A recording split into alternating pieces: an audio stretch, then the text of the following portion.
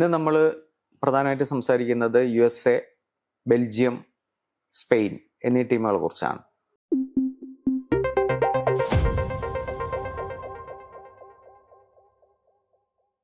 USA എന്ന് പറഞ്ഞു കഴിഞ്ഞാൽ ഈ പറഞ്ഞ പോലെ കാനഡയെ പറ്റി നമ്മൾ കഴിഞ്ഞ ദിവസം സംസാരിച്ച പോലെ തന്നെ ഒരു ഹൈ എക്സ്പെക്റ്റേഷൻ ഒന്നും ഇല്ലാത്ത, എന്നാൽ അവരെ സംബന്ധിച്ചിടത്തോളം ഹോസ്റ്റ് എന്നുള്ള രീതിയിൽ വലിയ എക്സ്പെക്റ്റേഷൻ്റെ വെയിറ്റ് ഉള്ള, അത് ഭാരം പേറുന്ന ഒരു ടീമാണ്.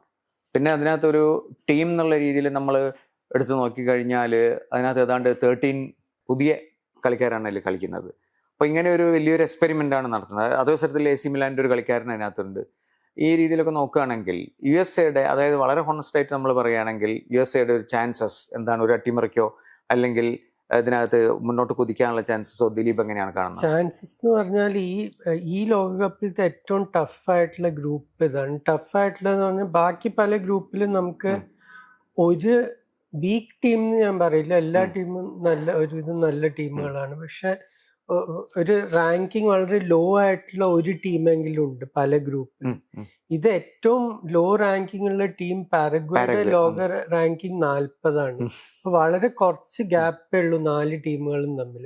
അപ്പൊ ടർക്കി, ഓസ്ട്രേലിയ. അപ്പൊ ഇതിൽ ഏത് ഓർഡറിലെ ഫിനിഷ് ചെയ്യാൻ ആർക്കും പ്രവചിക്കാൻ പറ്റില്ല. എന്ന് വെച്ചാൽ 4 അത്രയും ഈക്വലി മാച്ച് ടീംസ് ആണ്.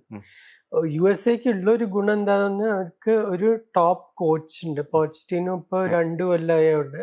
മുമ്പ് ടോട്ടനം ഹോട്ട്സ്പറിന്റെ കൂടെ ഒരു ചാമ്പ്യൻസ് ലീഗ് ഫൈനലിൽ എത്തിയതാണ്. ഫ്രഞ്ച് ലീഗ് ജയിച്ചു PSG കൂടെ.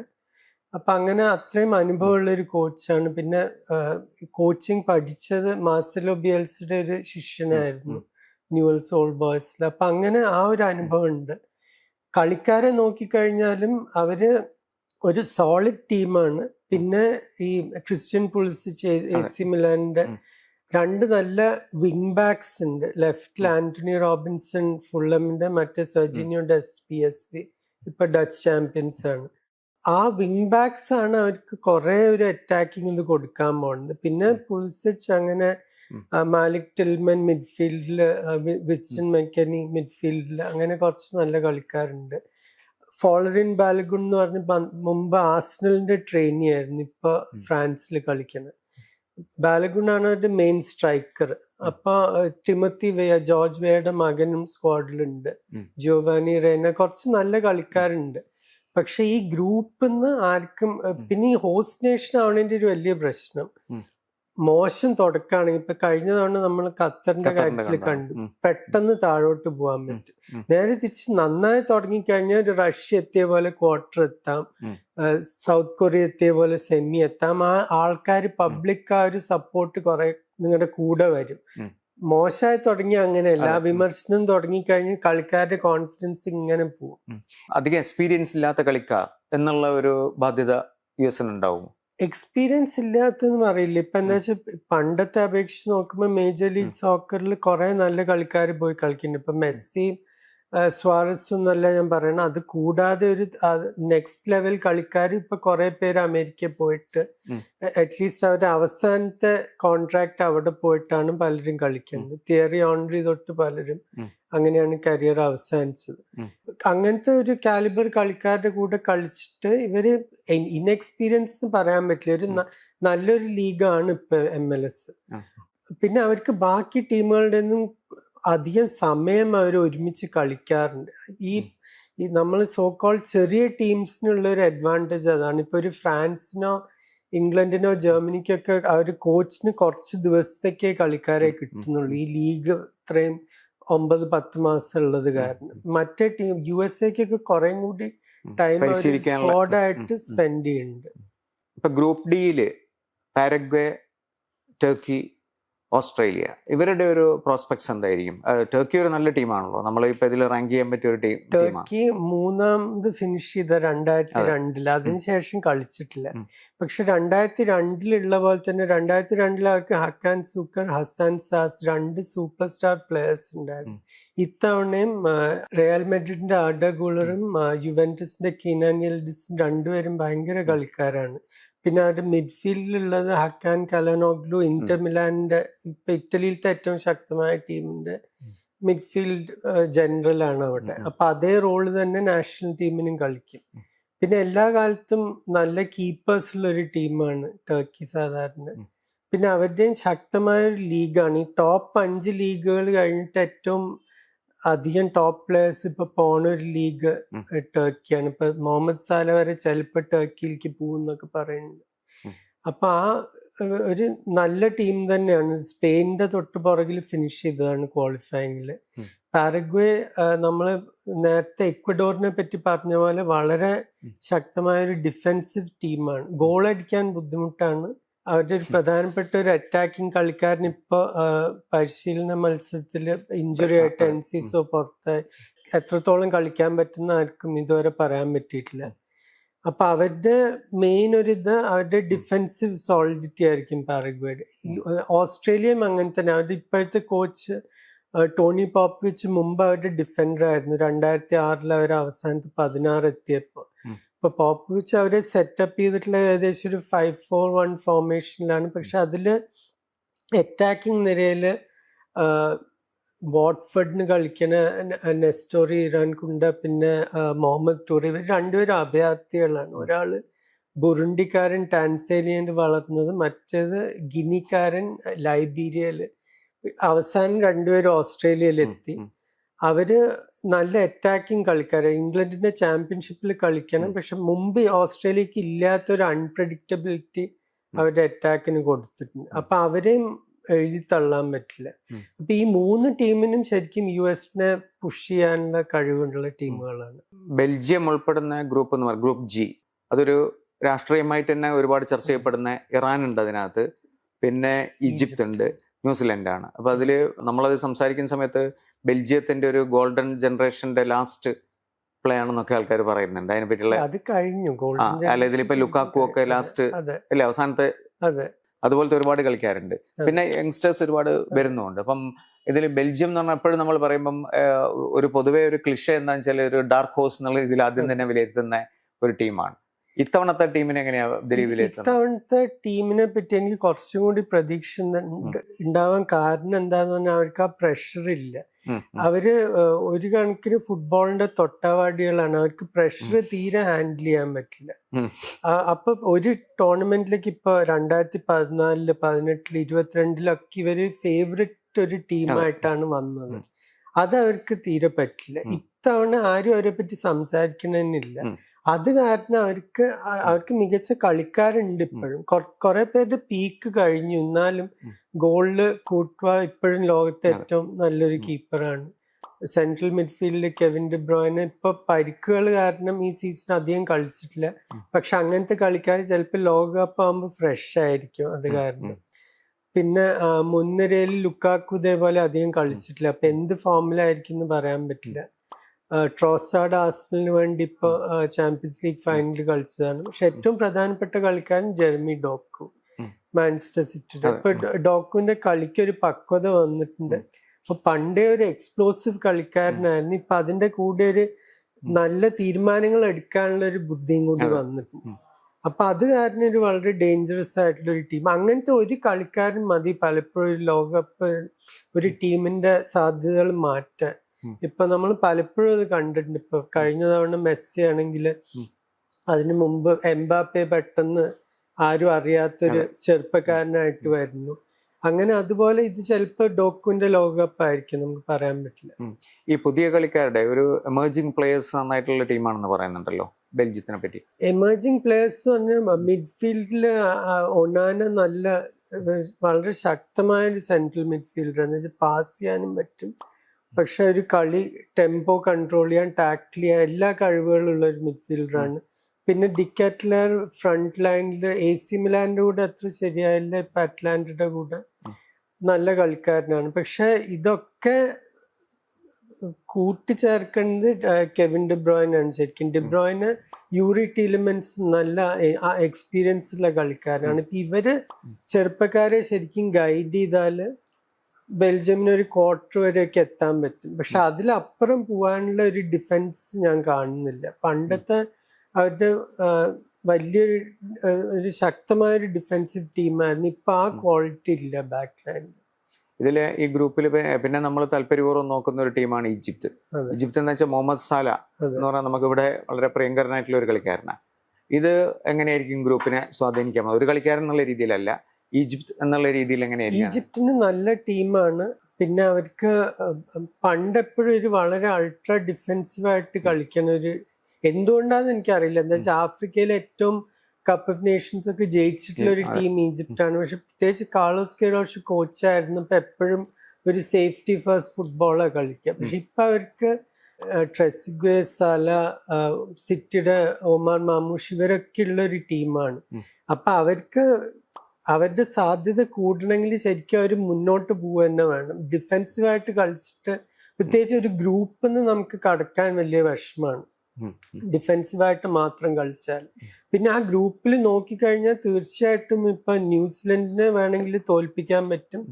ഇറാനും ഇപ്പൊ എന്ത് സൈക്കോളജിക്കലായിട്ട് എന്ത് കണ്ടീഷനിലാണ് ഇറാൻ പ്ലേയേഴ്സ് നമുക്ക് അറിയില്ല. ചിലപ്പോ അവർ വളരെ മോട്ടിവേറ്റഡ് ആയിട്ട് വന്ന് കളിക്കും, ചിലപ്പോ ഒരു താല്പര്യം ഇല്ലാതെ ആയിരിക്കും. അപ്പൊ ആർക്കും അറിയില്ലാതെ ഏത് ഇറാനാണ് അവിടെ എത്താൻ പോകുന്നത്. ഇതിനകത്ത് പൊതുവെ ഗ്രൂപ്പിന് എടുത്തു കഴിഞ്ഞാൽ എന്തായാലും ഇതിനകത്ത് ബെൽജിയത്തിന് തന്നെയാണ് മുന്നോട്ട് പോകാനുള്ള ഒരു ഉറപ്പുള്ള. ബെൽജിയം അതെ. പക്ഷെ ഇതില് ഒരു ടീമിന് നമുക്ക് കംപ്ലീറ്റ് ആയിട്ട് തള്ളിക്കളയാം. എന്താ വെച്ചാൽ ന്യൂസിലൻഡിന് ക്രിസ് വുഡ് ഉണ്ട്. ക്രിസ് വുഡ് കഴിഞ്ഞ കുറച്ച് കൊല്ലമായിട്ട് ഈ ഇംഗ്ലീഷ് പ്രീമിയർ ലീഗിലത്തെ മികച്ച സ്ട്രൈക്കേഴ്സിൽ ഒരാളാണ്. പിന്നെ ന്യൂസിലൻഡിനെ പോലത്തെ ഇങ്ങനത്തെ ടീം അവരുടെ ശൈലി തന്നെ ഒരു 78-90 മിനിറ്റ് ടൈറ്റായി ഡിഫെൻഡ് ചെയ്ത് അവസാനത്തെ സെക്കൻഡിൽ ഒരു ഗോള് എങ്ങനെയെങ്കിലും അടിക്കുക എന്നുള്ള ഒരു സ്ട്രാറ്റജിയോട് കൂടി കളിക്കുന്ന ഒരു ടീമും കൂടിയാണ്. അപ്പൊ അവർക്ക് അങ്ങനത്തെ ക്രിസ് വുഡിനെ പോലത്തെ ഒരു സ്ട്രൈക്കർ ഉണ്ടെങ്കിൽ അവർക്ക് എങ്ങനെയെങ്കിലും തട്ടിമുട്ടി ഒരു ഡ്രോവും അവിടെ ഇവിടെ ഒരു കളി ജയിക്കാനൊക്കെ പറ്റും. സ്പെയിൻ ഉൾപ്പെടുന്ന ഗ്രൂപ്പിലേക്ക് വരികയാണെങ്കിൽ സ്പെയിൻ എന്തായാലും ഇപ്രാവശ്യം അത് ചോദിച്ചു തന്നെ തുടങ്ങാം നമുക്ക്. ദിലീപിന്റെ ഒരു അഭിപ്രായത്തിൽ എന്താണ്? സ്പെയിൻ കപ്പടിക്കുന്ന പ്രതീക്ഷിക്കുന്ന ആൾക്കാരാണ് ലോകത്തിലെ എല്ലാ പോളിങ്ങിലും കൂടുതൽ. മാത്രമല്ല ഒരു കംപ്ലീറ്റ് ടീമാണ്. യമാലിന്റെ ഒരു വലിയ പ്രകടനത്തിന് അപ്പം നമ്മളിപ്പോൾ സൂര്യവംശിനെ കൊണ്ടൊക്കെ പറയുന്ന പോലെ അത് മോശമായിരിക്കുന്നു നല്ലതായിരിക്കുന്നു പറയുന്ന പണ്ഡിറ്റുകളുണ്ട്. അപ്പൊ സ്പെയിനിനെ വെച്ച് തുടങ്ങുകയാണെങ്കിൽ ഈ ഗ്രൂപ്പിലെ എന്താണ് ദിലീപിന് അങ്ങനെ ഒരു വിശ്വാസമുണ്ട്? ഇത്തവണത്തെ കപ്പ് ഹോൾഡേഴ്സ് സ്പെയിൻ ആയിരിക്കും എന്നുള്ള ഒരു തോന്നലുണ്ടോ? അങ്ങനെ ഉറപ്പായിട്ട് പറയാൻ പറ്റില്ല. എന്ന് വെച്ചാൽ എന്റെ അഭിപ്രായത്തിൽ ഫ്രാൻസിന്റെ സ്ക്വാഡും അത്ര തന്നെ നല്ല സ്ക്വാഡാണ്. പോർച്ചുഗലിന്റെ അത്ര തന്നെ നല്ല മൂന്നോ നാലോ അങ്ങനത്തെ കംപ്ലീറ്റ് സ്ക്വാഡ്സ് ഉണ്ട്. അതിലൊന്ന് സ്പെയിനാണ്. പക്ഷെ സ്പെയിനിന്റെ കാര്യത്തിൽ എനിക്ക് ചെറിയൊരു സംശയമുള്ളത് സെൻട്രൽ ഡിഫൻസിലാണ്. ഇപ്പൊ ഞാൻ പണ്ടത്തെ സ്പാനിഷ് ടീമുകൾ നമ്മൾ നോക്കുകയാണെങ്കിൽ ഇപ്പൊ ഫെർണാൻഡോ ഹിയറോ, റാമോസ്, അതിന്റെ ഇടയ്ക്ക് കാർലോസ് പിയോൾ, ഇങ്ങനെ ഒരു വളരെ ഡോമിനന്റ് ആയിട്ടുള്ള ഒരു സെന്റർ ബാക്ക്, അപ്പൊ ഒരു ലീഡർ ഉണ്ടാവും എപ്പോഴും ഡിഫൻസീവ് ലൈനിൽ. അങ്ങനത്തെ ഒരു സെന്റർ ബാക്ക് ഇപ്പൊ ലെപ്പോർട്ട് ഉണ്ട്, മുമ്പ് മാഞ്ചസ്റ്റർ സിറ്റിക്ക് കളിച്ചിരുന്നു. പിന്നെയുള്ള ചെറുപ്പക്കാരനായ കുബാസിയും പിന്നെ റോബിൻ ഡെലനോമാൻ അത്ലറ്റിക്കോ മെഡ്രിഡിന്റെ ഡിഫൻഡർ, ഇവരൊന്നും ആ ഒരു റാമോസ് ക്ലാസ്സിലൊന്നും അല്ല. കുബാസി ഭാവിയിലായി എന്ന് വരാം, പക്ഷെ ഇപ്പൊ ആ ലെവലൊന്നും എത്തിയിട്ടില്ല. അപ്പോ സെൻട്രൽ ഡിഫൻസിൽ മാത്രം എനിക്കൊരു ചെറിയ സംശയമുണ്ട്. ഒരു വളരെ ഫിസിക്കലായിട്ടുള്ള സെന്റർ ഫോർവേഡിലുള്ള ഒരു ടീമിനെതിരെ ഇവരെങ്ങനെ കോപ്പ് ചെയ്യുന്നുള്ളത്. പക്ഷെ ബാക്കി ഏത് പൊസിഷൻ നോക്കിയാലും, പ്രത്യേകിച്ച് ഇപ്പൊ പണ്ടത്തെ ടിക്കി ടാക്ക് കളിച്ചിരുന്ന സ്പെയിൻ ടീം അപേക്ഷിച്ച് കമ്പയർ ചെയ്യുമ്പോൾ ഇവർ കുറെ കൂടി ഡയറക്റ്റ് ആയിട്ടും കൂടി കളിക്കാൻ പറ്റും. ബോൾ കീപ്പ് ചെയ്യുകയും ചെയ്യും. എല്ലാ കളിയിലും 60% അധികം പൊസിഷൻ ഉണ്ടാവും. പക്ഷെ അതിന്റെ കൂടെ അവർക്ക് ഡയറക്റ്റ് ആയിട്ട് പോവാനും അറിയാം. നിക്കോ വില്യംസിന്റെ സ്പീഡ് ഉണ്ട്, യമാലിന്റെ സ്പീഡും ഡ്രിബ്ലിംഗും ഉണ്ട്. പിന്നെ ഒയാസിബാല് ഒരു ഗ്രേറ്റ് സ്ട്രൈക്കർ അല്ലെങ്കിലും പൊസിഷണൽ സെൻസ് ഒക്കെ വളരെ നല്ല ഗെയിം സെൻസ് ഉള്ള ഒരു കളിക്കാരനാണ്. പിന്നെ വേണ്ടി വന്നാൽ മിക്കൽ മെറീനോനും ആ ഒരു 9 അല്ലെങ്കിൽ ഫോൾസ് 9 ആയിട്ട് കളിക്കാൻ പറ്റും. ഡാനി ഓൾമോ ഒരു നമ്പർ 10 ഓപ്ഷനാണ്. ഫാബിയൻ റൂയിസ് ഒരു ഓപ്ഷനാണ്. പിന്നെ മിഡ്ഫീൽഡിൽ റോഡ്രി ഉണ്ട്, പെഡ്രി, ഗാവി, അങ്ങനെ അനേക ഓപ്ഷൻസ് ഉള്ള ടീം. ലെഫ്റ്റ് ബാക്കിൽ കുക്കുറയ ലോകത്ത് തന്നെ ഏറ്റവും നല്ല ലെഫ്റ്റ് ബാക്സിൽ ഒരാളാണ്. മറ്റേ റൈറ്റ് സൈഡിൽ മാർക്കോസ് യോറന്റെ, പെഡ്രോ പോറോ, അങ്ങനെ എല്ലാ പൊസിഷനിലും ഓപ്ഷൻസ് ഉള്ള ഒരു ടീമാണ്. ഈ യമാലിനെ പറ്റി പറയുന്ന സമയത്തെ പൊതുവെ നമ്മൾ പറയുന്നത് വെച്ചാൽ ഈ ഒരു പ്രശ്നം കാരണം ഒരു വലിയൊരു സ്റ്റേജിലേക്ക് വരികയാണല്ലോ, കളിയുടെ ഒരു ഏറ്റവും പ്രധാനപ്പെട്ട ഒരു ഇതിലേക്ക് വരികയാണ്. അത് തിരിച്ചും വരാം, അല്ലെങ്കിൽ പോസിറ്റീവായും വരാം. ചിലപ്പോൾ അത് ഒരു അദ്ദേഹത്തിന്റെ മുകളിൽ ഉണ്ടാവുന്ന പ്രഷർ വളരെ പക്ഷെ കൂടുതലായിരിക്കും. അതേ പ്രഷർ യൂറോന്റെ സമയത്ത് ഉണ്ടായിരുന്നു. അപ്പൊ എനിക്ക് തോന്നുന്നു ഏറ്റവും വലിയ കളിക്കാർ അവരാ പ്രഷർ അവർക്കൊരു ഉത്തേജനമാണ് ശരിക്കും. ഏറ്റവും മികച്ച കളിക്കാർക്ക് അവർക്ക് സ്പോട്ട്ലൈറ്റ് തന്റെ മേധ വേണമെന്നുള്ള കളിക്കാരാണ് കുറെ പേര്. അപ്പൊ എനിക്ക് തോന്നുന്നില്ല അതൊരു യമാലിനെ ഒരു നിക്കോ വില്യംസിനെ അത് അത്ര ബാധിക്കുന്നത്. എന്താ വെച്ചാൽ അവര് യൂറോ ജയിച്ചു കഴിഞ്ഞു. യൂറോ ഒരു വലിയ ലോകകപ്പ് അല്ലെങ്കിലും ഒരു വളരെ വലിയ കോമ്പറ്റീഷനാണ്. യൂറോയിൽ ഒരു പ്രഷറും ഇല്ലാതെ കളിച്ച ടീമിന് എനിക്ക് തോന്നുന്നില്ല ഇത്തവണ അത് കാരണം ലോകകപ്പ് ആയതുകൊണ്ട് മാത്രം അത് മാറുന്നു എനിക്ക് തോന്നുന്നില്ല. ഇത് ഈ ഗ്രൂപ്പിനകത്ത് പ്രത്യേകിച്ചും മാനേജറുടെ ഒരു പ്രത്യേക കഴിവുകൊണ്ട് എല്ലാവരും പേടിക്കുന്ന ഒരു ടീമാണ് ഉറുഗ്വേ. അതിനകത്ത് ബിയൽസയുടെ ഒരു വലിയ ജീനിയസ് തന്നെയാണല്ലോ, ഒരു സംശയമില്ലാത്ത കാര്യമാണല്ലോ. കാരണം പെപ് ഗാർഡിയോള തന്നെ പറഞ്ഞിട്ടുണ്ട് ക്രോയ്ഫിനെ പോലെ തന്നെ എന്നെ സ്വാധീനിച്ചിട്ടുള്ള ഒരു മാനേജറാണെന്നുള്ളത്. അപ്പോൾ ഉറുഗ്വേയുടെ സാധ്യതകൾ എങ്ങനെയാണ്? എന്തായാലും സ്പെയിനിനെ പോലെ നമുക്ക് അങ്ങനെ കമ്പയർ ചെയ്ത് പറയാൻ പറ്റില്ലെങ്കിൽ പോലും ഒരു ഞെട്ടിപ്പിക്കുന്ന പ്രകടനത്തിന് സാധ്യതയുള്ള ക്വാളിഫയിങ് ക്യാമ്പയിൻ തുടങ്ങിയപ്പോൾ ഞാൻ വിചാരിച്ചത് അവരെല്ലാവരെയും തോൽപ്പിക്കാൻ കഴിവുള്ള ഒരു ബ്രസീലിനെയും അർജന്റീനയും ഒക്കെ തോൽപ്പിച്ചിട്ടാണ് തുടങ്ങിയത്. പക്ഷെ കഴിഞ്ഞ ഒരു കൊല്ലമായിട്ട് ആ ടീം സ്പിരിറ്റ് ആകെപ്പാട് പല പ്രശ്നങ്ങളുണ്ട്. ഇപ്പൊ സ്വാരസ് ടീമിൽ നിന്ന് പുറത്തായി, പല സീനിയർ കളിക്കാരുമായിട്ട് ബിയൽസയ്ക്ക് പ്രശ്നങ്ങളുണ്ട്. പലർക്കും ആ ശൈലി ഇഷ്ടമല്ല, വളരെ അധികം അവരെ കൊണ്ട് ഫിസിക്കൽ വർക്ക് ചെയ്യിക്കുന്നു, അങ്ങനത്തെ ട്രെയിനിങ് ഭയങ്കര ഇന്റൻസ് ആണ് എന്നൊക്കെ പറഞ്ഞ് പല കംപ്ലൈൻസ്. കഴിഞ്ഞ കൊല്ലം അവസാനം USA 5-1 പോയി തോറ്റു. അതിനുശേഷം 105 മിനിറ്റിന്റെ പ്രസ് കോൺഫറൻസ് ആണ് നടത്തിയത് ബിയൽസ. എല്ലാ ചോദ്യത്തിനും ഉത്തരം പറഞ്ഞു. പക്ഷെ അതിൽ പ്രശ്നം വരാൻ പോകുന്നത് ഇതാണ്, ഈ ഒരുമയുള്ള ഒരു സ്ക്വാഡ് ആണെങ്കിൽ ഉറുഗ്വേക്ക് ഈസി ആയിട്ട് ക്വാർട്ടർ വരെ എത്താൻ പറ്റുന്ന കഴിവുള്ള, പ്രത്യേകിച്ച് ആ മിഡ്ഫീൽഡ് വാൽവേർഡെ ഉള്ളത് കാരണം. പക്ഷെ എങ്ങാനും ടീം സ്പിരിറ്റ് മോശമാണെങ്കിൽ ചിലപ്പോൾ ആദ്യ റൗണ്ടിൽ തന്നെ ഔട്ടായെന്നും വരും. ഇതിനകത്തുള്ള മറ്റ് ചെറിയ ടീമാണ് കേപ്പ് വെർദെ. പിന്നെ KS എന്ന് പറഞ്ഞു കഴിഞ്ഞാൽ സൗദി അറേബ്യ എന്ന് പറഞ്ഞാൽ നമുക്ക് താല്പര്യമുള്ള ഒരു ടീമാണ്. കേരളത്തിൽ അത്രയും ആകാംക്ഷാപൂർവ്വം നോക്കുന്ന ഒരു ടീമാണ്. ഇത്തവണ അവരുടെയൊക്കെ സാധ്യതകൾ എന്താണ്? സൗദി ഇപ്പൊ സൗദ് അബ്ദുൽ ഹമീദ് എന്ന് പറഞ്ഞ അവരുടെ ഒരു ഫുൾ ബാക്ക് ഇപ്പൊ ഫ്രാൻസില് ലോൺസിന്റെ കൂടെ നല്ലൊരു സീസൺ കഴിഞ്ഞ് വരിക. പക്ഷെ അധിക പേര് ഇപ്പോഴും അവിടെ തന്നെ കളിക്കുന്നതുകൊണ്ട് നമുക്ക് ശരിക്കും പറയാൻ പറ്റില്ല എന്താണ് അവരുടെ സ്റ്റാൻഡേർഡ്. ഇപ്പൊ ജപ്പാന്റെ കാര്യത്തിലൊക്കെ എനിക്ക് ഉറപ്പായിട്ട് പറയാം, എന്താ വെച്ചാൽ എല്ലാവരും യൂറോപ്പിലത്തെ ടോപ്പ് ലീഗിൽ കളിക്കുന്ന കളിക്കാരാണ്. കൊറിയയുടെയും അതേപോലെ അധിക പേരും ഇപ്പൊ യൂറോപ്പിൽ തന്നെയാണ് കളിക്കുന്നത്. ഈ സൗദി തന്നെ കളിക്കുന്ന കളിക്കാരുടെ കാര്യത്തിൽ നമുക്ക് പലപ്പോഴും പറയാൻ പറ്റില്ല. ഇപ്പൊ അൽ ദോസാരി കഴിഞ്ഞ തവണ അർജന്റീനക്കെതിരെ 1 ഗോൾ അടിച്ച് ഇപ്പൊ 34 വയസ്സായി. അപ്പൊ എന്ത് കണ്ടീഷനിലാ വരാൻ പോണെന്ന് നമുക്കറിയില്ല. പക്ഷെ അവരുടെ ദിവസമാണെങ്കിൽ സൗദിക്ക് ആരെയും തോൽപ്പിക്കാം. കഴിഞ്ഞ തവണ അത് കാണിച്ചു. പക്ഷെ അത് വളരെ ഇൻകൺസിസ്റ്റന്റ് ആയിട്ടുള്ള ഒരു ടീമാണ്. പിന്നെ കോച്ചിങ് ഭാഗത്ത് വളരെ പ്രശ്നങ്ങൾ ഉണ്ടായിട്ടുണ്ട്. റോബർട്ടോ മാൻസിനിക്ക് കുറെ പൈസ കൊടുത്തു വന്നു, അത് വലിയ ദുരന്തമായിരുന്നു. പിന്നെ എർവേ റെനാർഡിനെ തിരിച്ചു കൊണ്ടുവന്നു. ക്വാളിഫയിങ് മോശമായപ്പോൾ അയാളെ ഒഴിവാക്കി. ഇപ്പൊ ഒരു ഗ്രീക്ക് കോച്ചാണ്. പിന്നെ അവരിപ്പോ കളിക്കുന്നത് വളരെ ഒരു കൺസർവേറ്റീവ് ശൈലി, ഒരു പഴയ സ്റ്റൈൽ 4-4-2 പോലെയൊക്കെയാണ് കളിക്കുന്നത്. അപ്പൊ എനിക്ക് വലിയൊരു പ്രതീക്ഷ ഇല്ല സൗദിയെ പറ്റി. കേപ്പ് വെർഡെ പിന്നെ അവര് മുഴുവൻ ഡയസ്പോറയിൽ നിന്ന് കൊണ്ടുവന്നിട്ടുള്ള കളിക്കാർ. അവരുടെ കോച്ച് മാത്രം, ബ്രിറ്റോ മാത്രം അവിടെ തന്നെ ജനിച്ചു വളർന്ന ഒരു മനുഷ്യൻ. പക്ഷെ അവര് ശരിക്കും എൻജോയ് ചെയ്യും. അത് കാമറൂണിനെ തോൽപ്പിച്ച് വന്ന ടീമാണ്, ക്വാളിഫൈ ചെയ്ത ടീമാണ്. അപ്പൊ അവരെ ആരും ലൈറ്റായിട്ട് എടുക്കാൻ പോകുന്നില്ല. ഈ സ്പെയിനിനെ പറ്റി പറയുമ്പോൾ ദിലീപിന്റെ ഒരു ഫുട്ബോൾ ഒരു ജേർണലിസ്റ്റ് എന്നുള്ള എക്സ്പീരിയൻസ് വെച്ചിട്ട് സ്പെയിനിന് സാധ്യത കുറയ്ക്കാനുള്ള ഘടകങ്ങൾ എന്താണ്? അതായത് നമ്മൾ എപ്പോഴും പ്രതീക്ഷിക്കുന്ന സ്പെയിനിനെ പറ്റി ഇപ്പം ഒരുപാട് പേര് സംസാരിക്കുന്ന ഇത്തവണത്തെ ചാമ്പ്യന്മാരാവാൻ സാധ്യതകളെന്ന് ഞാൻ നേരത്തെ പറഞ്ഞ പോലെ, അതിനകത്ത് ഏറ്റവും നെഗറ്റീവായിട്ട് സ്പെയിനിന് കാണുന്ന എന്താണ് പിന്നെ ദിലീപ്?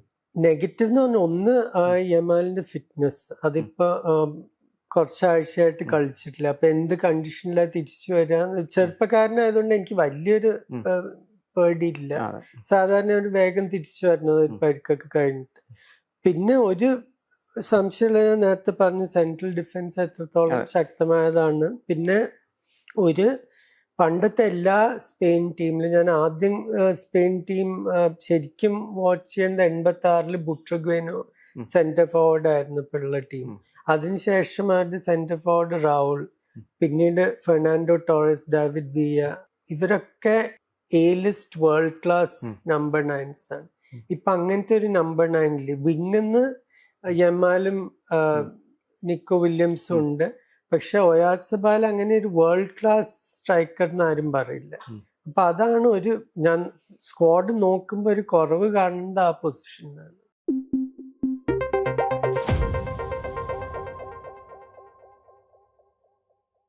വേൾഡ് കപ്പിന്റെ ചരിത്രം പറയുകയാണെങ്കിൽ ഫിഫ കഴിഞ്ഞ നൂറ്റാണ്ടിലെ 20th സെഞ്ചുറിയിലെ ഏറ്റവും മികച്ച ഗോളായിട്ട് പറയുന്നത് സൗദി അറേബ്യയുടെ മികച്ച 6ാമത്തെ ഗോളായിട്ട് പറയുന്നത് സൗദി അറേബ്യയുടെ വൈറാന്റെ ബെൽജിയത്തിനെതിരെയുള്ള ഗോളാണ്.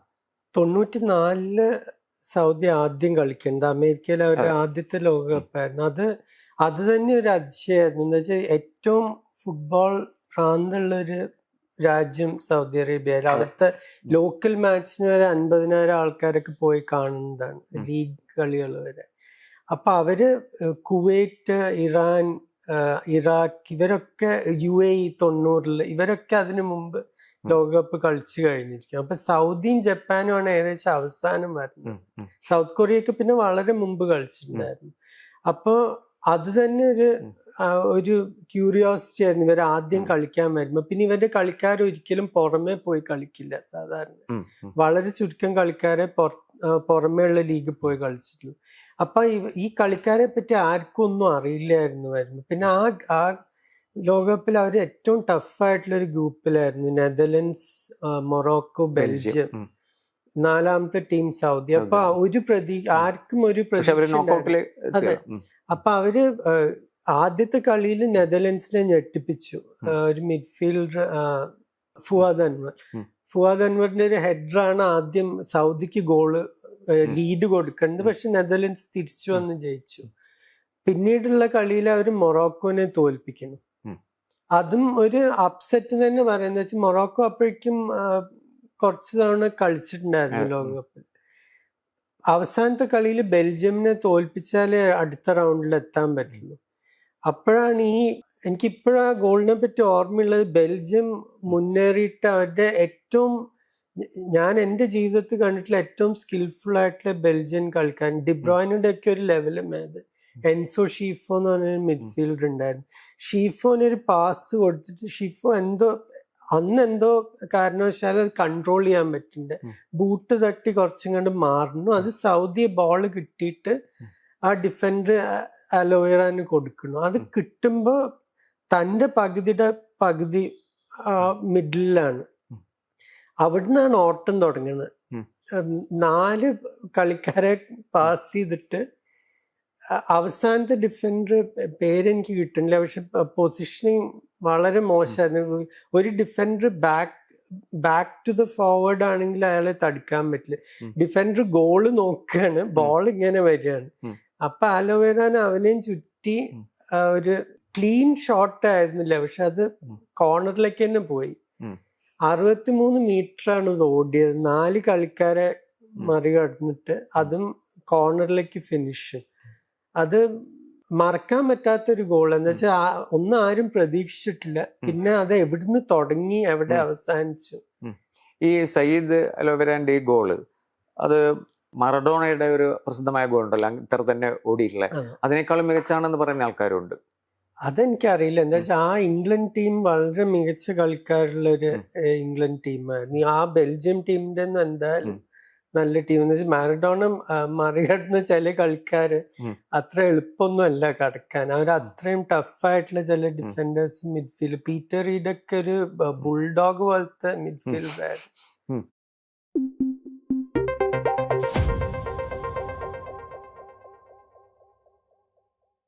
ഈ ലോകകപ്പിന്റെ ചരിത്രത്തിൽ മറ്റൊരു പ്രധാനപ്പെട്ട ഗോളായിട്ട് പറയുന്ന ഇനിയസ്റ്റയുടെ സ്പെയിൻ ഹോളണ്ടിനെതിരെയുള്ള ഗോൾ, അതായത് വിന്നർ ഗോൾ. അതിനകത്തൊരു ഏറ്റവും ഇമോഷണലായ ഗോൾ എന്നുള്ള രീതിയിൽ, കാരണം വെച്ചാൽ അത് കഴിഞ്ഞിട്ട് ഉള്ള പ്രകടനത്തിന്റെ പേരിൽ യെല്ലോ കാർഡ് കാണുന്നുണ്ട് ഇനിയസ്റ്റ. അതിനുള്ളിൽ തൻ്റെ പഴയ മരിച്ചുപോയ സഹകളിക്കാരൻ്റെ ഓർമ്മയുള്ള ബനിയൻ കാണിക്കുന്നുണ്ട്. അപ്പോൾ അത് ഇമോഷണൽ ആയിട്ടുള്ള ഏറ്റവും മികച്ച ഗോൾ എന്നുള്ളതിനുപരിയായിട്ട് ഫുട്ബോൾ ചരിത്രത്തിൽ അതിനുള്ള പ്രത്യേകത എന്താണ്? ഫുട്ബോൾ ചരിത്രത്തിൽ അതിന് പ്രത്യേകത എന്താണെന്ന് സ്പെയിനിന്റെ ആദ്യത്തെ വേൾഡ് ലോകകപ്പ് കപ്പ്. അതെ. ജയമാണ്. അത് പിന്നെ ആ സ്പാനിഷ് ടീമിനെ എല്ലാ കാലത്തും മുന്നോട്ട് നയിച്ചത് ഈ ദുരന്തങ്ങളായിരുന്നു ഒരു കണക്കിന്. 2008 അവർ ആദ്യമല്ല 44 കൊല്ലത്തിന് ശേഷം യൂറോ ജയിക്കുന്നു. 2007 ആന്റോണിയോ പ്യുർട്ട എന്ന് പറഞ്ഞ സെവിയയുടെ ഡിഫൻഡർ ഇതേപോലെ മയോപ്പതി വന്നിട്ട് മരിക്കുന്നു. ഫീൽഡിൽ കുഴഞ്ഞു വീണിട്ട് പിന്നെ 3 ദിവസം കഴിഞ്ഞ് ആസ്പത്രിയിൽ വെച്ച് മരിച്ചു. 2008 അവർ യൂറോ ജയിച്ചപ്പോ കുറെ കളിക്കാർ ഇതേപോലെ പുയർട്ടയുടെ പേര് വെച്ച് ടീഷർട്ടും ട്രിബ്യൂട്ട്സ് ഇതൊക്കെ ഉണ്ടായിരുന്നു. അതേപോലെ 2009 ഡാനി ജാർക്ക് മരിക്കുന്നത്. അത് ഒരു പ്രീ സീസണിന് ഇറ്റലിയിൽ പോയിരിക്കായിരുന്നു, ഒരു ഫിയോറന്റീന കളിക്കാനായിട്ട്. അപ്പൊ പ്രഗ്നന്റ് ആയിട്ടുള്ള ഗേൾ ഫ്രണ്ടിനോട് സംസാരിക്കുന്നതിന്റെ ഇടയ്ക്ക് കുഴഞ്ഞു വീണ് മരിക്കുന്നതാണ്. അതും ഇതേപോലെ എന്തോ കാർഡിയാക് മയോപ്പതി എന്തോ പ്രശ്നമായിരുന്നു. അപ്പൊ ഇവരൊക്കെ ഒരുമിച്ച് കളിച്ചവരാണ്. ഇനിയസ്റ്റ, ഡാനി ജാർക്ക് ഇവരൊക്കെ ഏജ് ഗ്രൂപ്പിൽ സ്പെയിനിന് ഒരുമിച്ച് കളിച്ചവരാണ്. പിന്നെ ഒരേ സിറ്റിയില് എസ്പാനിയോളിന്റെ കളിക്കാരനായിരുന്നു ഡാനി ജാർക്ക്. അപ്പൊ അവര് ബാഴ്സലോണിന്റെ എതിരാളികളാണെങ്കിലും ഈ കളിക്കാരൊക്കെ കളി കഴിഞ്ഞാൽ അവര് മിക്സ് ചെയ്യേണ്ട ഒരു ടീം നോക്കിയിട്ടൊന്നുമല്ല. അവര് ഒരേ ഏജിലുള്ള എല്ലാവരും ഫ്രണ്ട്സ് ആയിരുന്നു. ആ ഒരു വളരെ ഡീപ്പായിട്ടുള്ള ഒരു ഇമോഷണൽ കണക്ഷൻ എല്ലാ കളിക്കാർക്കും ഈ പുയർട്ടയോടും ഉണ്ടായിരുന്നു, ഡാനി ജാർക്കിനോടും ഉണ്ടായിരുന്നു. അപ്പൊ ആ 2 ട്രാജഡികളാണ് ശരിക്കും ഈ ടീമിനെ പലപ്പോഴും സ്പെയിനെ പോലത്തെ ഒരു ടീമിൽ കുറെ ഈഗോ പ്രശ്നങ്ങൾ ഉണ്ടാവാറുണ്ട്. റിയൽ മെഡ്രിഡ്, ബാഴ്സലോണ അങ്ങനത്തെ 2 ക്യാമ്പൊക്കെ വന്നിട്ട് ഈ കളിക്കാരെ ഒരുമിക്കണമെങ്കിൽ ചിലപ്പോൾ ഇങ്ങനത്തെ ഒരു ട്രാജഡി ഒക്കെ വന്നാലേ അവരെ ഈഗോ മറക്കും. അപ്പൊ എല്ലാവരും ഒരുമിച്ച് വരുന്ന ഒരു സാഹചര്യം വരിക ഇങ്ങനത്തെ ഒരു സംഭവം വരുമ്പോൾ. അപ്പൊ 2008-ലും 2010-ലും ഇതാണ് സംഭവിച്ചത്. ഈ ഗോള് പിന്നെ എന്തായാലും ദിലീപ് നന്നായിട്ട് ഓർക്കുന്നുണ്ടാവും. അത് കഴിഞ്ഞിട്ട് പിന്നെ വിജയമാണല്ലോ, സ്പെയിനിന് ലോകകപ്പ് കിട്ടുകയാണ്. പക്ഷെ ഈ യെല്ലോ കാർഡൊക്കെ എങ്ങനെയാ അത് ന്യായീകരിക്കാൻ പറ്റുന്നത്? യെല്ലോ കാർഡ് പക്ഷെ ആ റെഫറിക്ക് ഒന്നും ചെയ്യാൻ പറ്റില്ല. ഇപ്പൊ റൂൾ അതാണ്, ജേഴ്സി അഴിച്ച് അങ്ങനെ ക്രൗഡിന്റെ അങ്ങോട്ട് ഓടിക്കഴിഞ്ഞാൽ യെല്ലോ കൊടുത്തോളണം. സന്തോഷമില്ലാതാണ് പലപ്പോഴും റെഫറീസ് കൊടുക്കുന്നത്. എനിക്കതിനെ പറ്റി ഓർമ്മയുള്ളത് ആദ്യം ടോറസ് ആണ് ക്രോസ് ചെയ്യാൻ നോക്കുന്നത്. അത് പക്ഷെ തടുത്തു ഡച്ച് ഡിഫൻസ്. പിന്നെ ഫാബ്രിഗാസ് ക്രോസ് ചെയ്യണതിന് വരെ ത്രൂ ബോളായിട്ട് കൊടുത്തിട്ട് അത് ഇനിയസ്റ്റ് തട്ടി കൺട്രോൾ ചെയ്ത് വോളി ചെയ്ത് ഫിനിഷ് ചെയ്യുന്നു. അത് ലോകകപ്പ് അങ്ങനത്തെ ഒരു എന്താ പറയുക, ഒരു സ്പെഷ്യൽ ഗോൾ വെച്ചിട്ട് തന്നെ അത് ജയിക്കാൻ പറ്റില്ലായിരുന്നു. എന്ന് വെച്ചാൽ അത്രയും ടൈറ്റ് ആയിട്ടുള്ള ഒരു കളിയായിരുന്നു.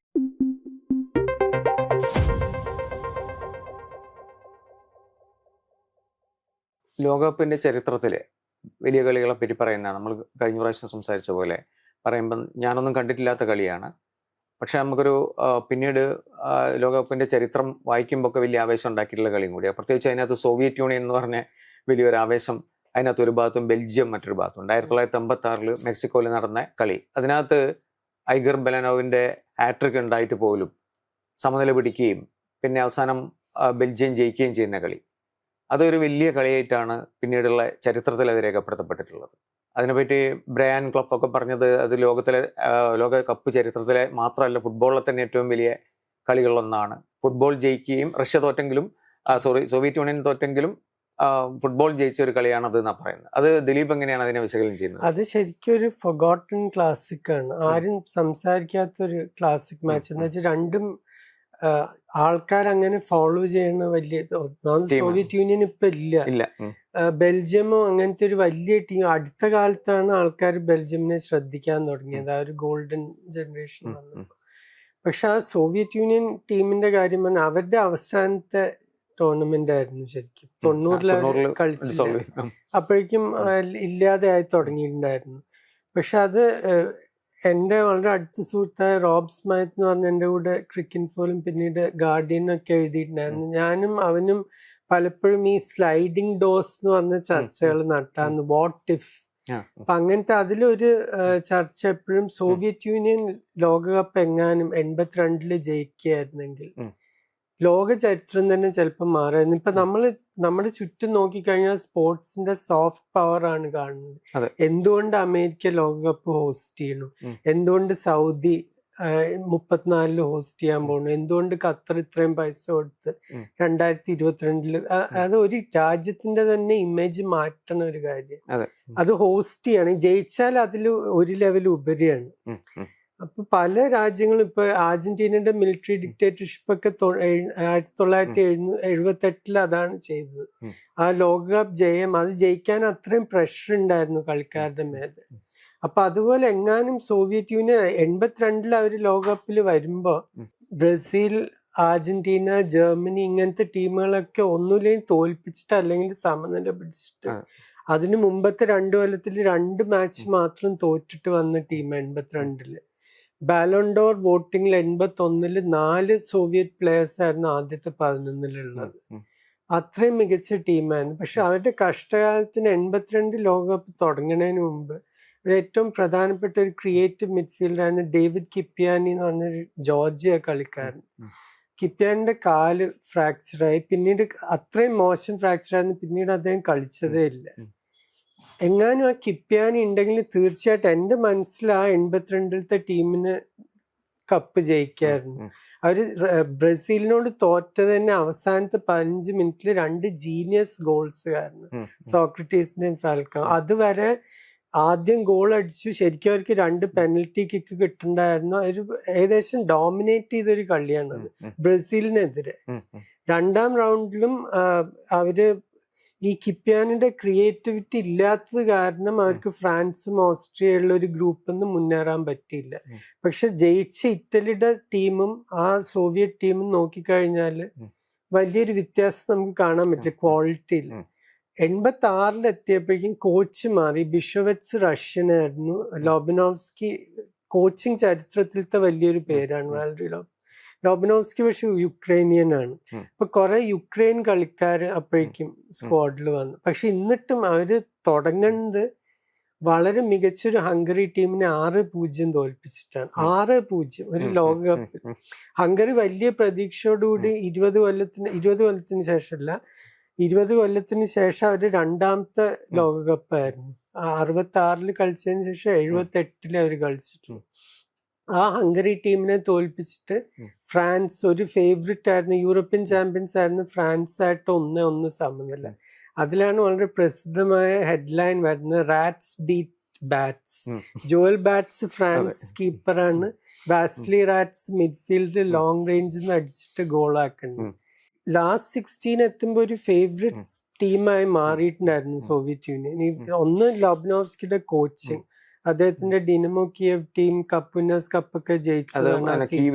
അതെ, ഒന്ന് ഒരു കോച്ചിങ് ജീനിയസ് ആണ് ടീമിന്റെ പുറകില്. പിന്നെ അപ്പോഴും മികച്ച കളിക്കാരുണ്ട്. പക്ഷെ അവർക്ക് ഇല്ലാത്തത് ഒരു 82 ഉണ്ടായിരുന്ന അവർക്ക് അലക്സാണ്ടർ ഷിവാഡ്സെ എന്ന് പറഞ്ഞ ഡിനമോ ടിബ്ലിസി ജോർജിയൻ ടീമിന്റെ ക്യാപ്റ്റനും സോവിയറ്റ് യൂണിയന്റെ ക്യാപ്റ്റനും ആയിരുന്നു. Centre back sweeper. ഫുട്ബോൾ ചരിത്രത്തിൽ വളരെ കുറച്ച് കളിക്കാർ, ഇപ്പൊ ഫ്രാൻസ് ബെക്കൻബർഗ്, മറ്റേ നമ്മള് സിറയുടെ കാര്യം പറഞ്ഞു, ഇറ്റലിയുടെ 82 ജയിച്ച ഇറ്റലി ടീമിന്റെ, ചില്ലിയുടെ ഇലിയസ് ഫിഗറോ, അങ്ങനെ കുറച്ച് കളിക്കാർ മാത്രമേ ആ പൊസിഷൻ അങ്ങനെ ഡോമിനേറ്റ് ചെയ്തിട്ടുള്ളൂ. അതുപോലത്തെ ഒരു എല്ലാം ചെയ്യാൻ പറ്റുന്ന ഒരു കളിക്കാരനായിരുന്നു ഷിവാഡ്സ്. 86 എത്തിയപ്പോഴേക്കും ഷിവാഡ്സെ ബെഞ്ചിലായി, പ്രായമായി. ഒളിഗ് ബ്ലോക്കിൻ, എല്ലാ കാലത്തെയും സോവിയറ്റ് യൂണിയന്റെ ഏറ്റവും മികച്ച കളിക്കാരൻ, അദ്ദേഹം പ്രായമായിട്ട് അപ്പോഴേക്കും, പ്രായമല്ല, വിങ്ങേഴ്സിന് പേസ് പോവും കുറച്ച് പ്രായമാകുമ്പോഴേക്കും. അപ്പൊ ആ കളിയിൽ ബെഞ്ചിലാണ് ബ്ലോക്കിംഗ് സ്റ്റാർട്ട് ചെയ്യുന്നത്. പക്ഷെ ആ കളി വിലയിരുത്തുമ്പോ ഈ 82 ടീമില് രമാഷ് ഷെങ്കേലിയ എന്ന് പറഞ്ഞ ആദ്യ ടിബ്ലീസിന്റെ സെന്റർ ഫോർവേഡ് ആയിരുന്നു.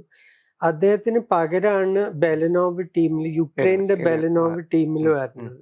അപ്പൊ അത് ഭയങ്കര ഒരു പ്രശ്നം എന്ന് വെച്ചാൽ ഷെങ്കേലി ആ കാലത്തെ ഏറ്റവും മികച്ചൊരു സോവിയറ്റ് ഫോർവേഡ് ആയിരുന്നു, അദ്ദേഹത്തിന് പകരം വരുന്ന കളിക്കാരൻ. അപ്പൊ ഈ ബെൽജിയം ആണെങ്കിൽ നല്ല ഡിഫെൻസീവ് ടീമാണ്, മികച്ച ഗോൾ കീപ്പറുണ്ട്. ആദ്യ പകുതിയിൽ തന്നെ 2-3 save Faf, Belgian goal keeper. പക്ഷെ ബെലനോവ് ആദ്യത്തെ ഗോൾ എനിക്ക് ഇപ്പോഴും ഓർമ്മയുണ്ട്. ഗോളിൽ നിന്ന് അപ്പുറത്തെ സൈഡിലേക്ക് റൈറ്റ് വിങ്ങിലേക്ക് പോയി പെട്ടെന്ന് തിരിഞ്ഞ് മറ്റേ കോർണറിലേക്ക് ഷോട്ട് അടിക്കുക ചെയ്യണം. ഭയങ്കര ഒരു ഗോളായിരുന്നു. എന്നിട്ട് അവർ 1-0 ലീഡ് ചെയ്തിട്ട് പക്ഷെ ബെൽജിയമിന്റെ സൈഡിൽ എൻസോ ഷീഫോ എല്ലാ കാലത്തും ഒരു മികച്ച കളിക്കാരൻ. ഷീഫോ രണ്ടാം പകുതിയിൽ ലോങ് പാസ് കിട്ടി, അത് ഈ ചില കളിക്കാർക്ക് ആ ബോൾ അങ്ങനെ കൺട്രോൾ ചെയ്യാൻ പറ്റും, എത്ര ദൂരത്തുനിന്ന് വന്നാലും അതങ്ങനെ സ്റ്റോപ്പ് ചെയ്ത് വോളി ചെയ്ത് 1-1 ആദ്യ ബെലനോവ് ലീഡ് കൊടുക്കും. 3 ഗോളാണല്ലോ. അതെ, 2-1. പക്ഷെ അത് യാൻ കൂളിമെൻസ് പറഞ്ഞ അവർക്കൊരു പർവ്വതത്തിന്റെ സൈസുള്ള ഒരു സെന്റർ ഫോർവേഡ് ഉണ്ടായിരുന്നു ബെൽജിയം. കൂളിമെൻസ് ഇതേപോലെ ഈ ഷിവാറ്റ്സ് ഇല്ലാത്ത ഡിഫൻസ് വളരെ ഓപ്പൺ ഒരു ഡിഫൻസ് ആയിരുന്നു. ആ കളി ത്രൂ ഔട്ട് ബെൽജിയം നടുക്ക് കൂടി വരുമ്പോഴും പലപ്പോഴും അവിടെ ആരും ഉണ്ടാവില്ല. അപ്പൊ അങ്ങനത്തെ ഒരു സാഹചര്യത്തിൽ 2-2 ആക്കി എക്സ്ട്രാ ടൈം പോകുമ്പോ ബെൽജിയം 2 ഗോൾ അടിക്കുന്നു. സ്റ്റെഫൻ ഡിമോളിന്റെ ഒരു ഹെഡ്റൂം ഇതേപോലെ ആരും മാർക്ക് ചെയ്യാനില്ല, ക്രോസ് വരുമ്പോ അവിടെ ഓപ്പൺ ആയിട്ട് ഫാർ പോസ്റ്റ് ഇങ്ങോട്ട് ഹെഡ് ചെയ്യണു. പിന്നെ 4ാമത് നിക്കോ ക്ലാസൻ ഒരു ഫോർവേഡ്. ഇപ്പൊ 110 മിനിറ്റ് കഴിയുമ്പോ 4-2. അപ്പൊ എല്ലാവരും വിചാരിച്ചു കളി കഴിഞ്ഞു. ആദ്യം ഇവർക്ക് പെനൽറ്റി കിട്ടുന്നു, ബെലനോവ അത് അടിക്കുന്നു. നോർമൽ ടൈമിൽ 2-2 ആയിരിക്കും. യാരംചുക്കിന്റെ ഒരു ഷോട്ട് ബാർ തട്ടി തെറിച്ചിട്ടുണ്ടായിരുന്നു. ഇതിന്റെ അവസാന നിമിഷങ്ങളില് വാഡിം യെവ്റ്റുഷെങ്കോ ആദ്യം ഒരു ഷോട്ട് ഇതേപോലെ ഫാഫ് ചാടി തട്ടി തെറിപ്പി, അല്ലെങ്കിൽ അത് ടോപ്പ് കോർണറിൽ പോകേണ്ട ഷോട്ടാണ്. അങ്ങനെയാണ് കളി അവസാനിക്കേണ്ടത്. 4-4 ആവണതിന് പകരം 4-3 ബെൽജിയം ജയിക്കണം. അവര് സെമിയിലെത്തി മാരഡോണിന്റെ അർജന്റീനയോടാണ് തോൽക്കുന്നത്. ഇന്നിപ്പം നമ്മളിപ്പോ നേരത്തെ സംസാരിച്ചു, ഈ പിന്നെ സെഷനിൽ തന്നെ നമ്മൾ സംസാരിച്ചു, അങ്ങനത്തെ ഒരു ടീമായിട്ട് ബെൽജിയം ഉണ്ടോ ഇപ്പൊ? കളിക്കാരുടെ മികവ് നോക്കിക്കഴിഞ്ഞാല് ഇപ്പോഴത്തെ ബെൽജിയം ടീം പറയുമ്പോ അതിലും നല്ല കളിക്കാരുണ്ടാവും. പക്ഷെ ആ ടീമിന് ഇപ്പൊ എന്തുകൊണ്ട് ഞാൻ പറയുന്നു എൻസോ ഷീഫോ കെവിൻ ഡിബ്രോയിനുടെ മികച്ച കളിക്കാരനാണ്. അതിന് കാരണം ഷീഫോ ഒരു ആവറേജ് ടീമിനെ ഒരു വളരെ നല്ല ടീമാക്കി മാറ്റി. അത് ഒരു സെമി ഒന്നും എത്താൻ കഴിവുള്ള ഒരു ടീമായിരുന്നില്ല. പക്ഷെ ഷീഫോ അങ്ങനത്തെ 2-3 കളിക്കാർ കാരണം ഒരു സെമി എത്തി. ഡിബ്രോയിനുടെ ആ തലമുറയ്ക്ക് ശരിക്കും എൻ്റെ അഭിപ്രായത്തിൽ ലോകകപ്പ് ജയിക്കാൻ കഴിവുള്ള ഒരു ടീമായിരുന്നു. അവർക്കത് ചെയ്യാൻ പറ്റിയില്ല. അപ്പൊ അത് നമ്മൾ ബിഗ് സ്റ്റേജിൽ എങ്ങനെ ചെയ്തു എന്ന് എപ്പോഴും എൻ്റെ അഭിപ്രായത്തിൽ അതൊരു അൺഫെയർ ഒരു ഇതാണ്. ഇപ്പൊ ഒരു ലോകകപ്പ് മാത്രമല്ല ഫുട്ബോൾ എന്ന് പറഞ്ഞാൽ. പക്ഷെ സാധാരണക്കാരന്റെ മനസ്സിൽ ഒരു കളിക്കാരന് ഒരു വലിയ കളിക്കാരനാവുന്നത്, ഇപ്പൊ മെസ്സിയെ പറ്റി എത്രയോ കൊല്ലം പറഞ്ഞിട്ടുണ്ടായിരുന്നു, ലോകകപ്പ് ജയിച്ചിട്ടില്ല, കോപ്പ അമേരിക്ക ജയിച്ചിട്ടില്ല. ഇതൊക്കെ ജയിക്കുമ്പോഴേ ആൾക്കാർ തൃപ്തിയാവുന്നു.